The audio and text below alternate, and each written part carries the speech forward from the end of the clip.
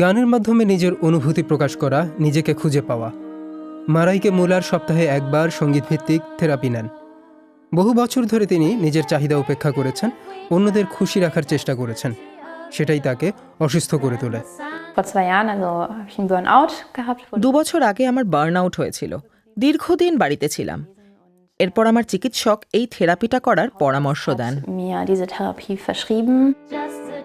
Christine মার্কোভার্টের সহায়তায় তিনি শিখছেন কিভাবে গানের মাধ্যমে নিজের অনুভূতি প্রকাশ করতে হয়। Ich fühle mich. এখন নিজেকে অনুভব করতে পারি।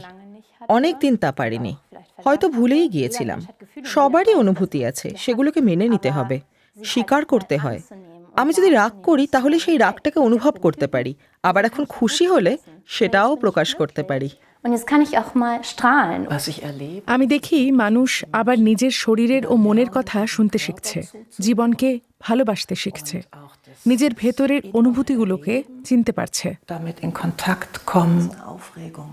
এই ভয়েস থেরাপিস্ট প্রতি মাসে প্রায় 20 জন রোগীর চিকিৎসা করেন। কেউ আসেন কণ্ঠস্বরের সমস্যায়, কেউ স্ট্রোকের পরে, আবার কেউ পেশাগত কারণে কণ্ঠ ব্যবহার করেন, যেমন শিক্ষক, অভিনেতা বা গায়ক।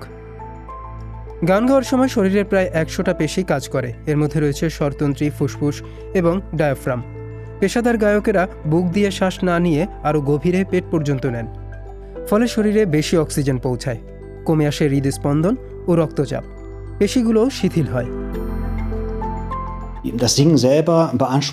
গান গাওয়ার সময় মস্তিষ্কের অনেক অংশ একসঙ্গে কাজ করে, একই সঙ্গে শরীরের অনেক পেশিও সক্রিয় থাকে। সাধারণত দাঁড়িয়ে গান গাওয়া হয়, ফলে রক্ত সঞ্চালন বাড়ে। হৃদযন্ত্র ও রক্তনালীর জন্য এটা উপকারী, যা সবসময়ই ভালো।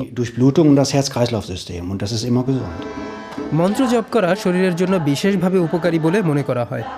এটা মানসিক চাপ কমাতে এবং শ্বাস প্রশ্বাস শান্ত করতে সাহায্য করে।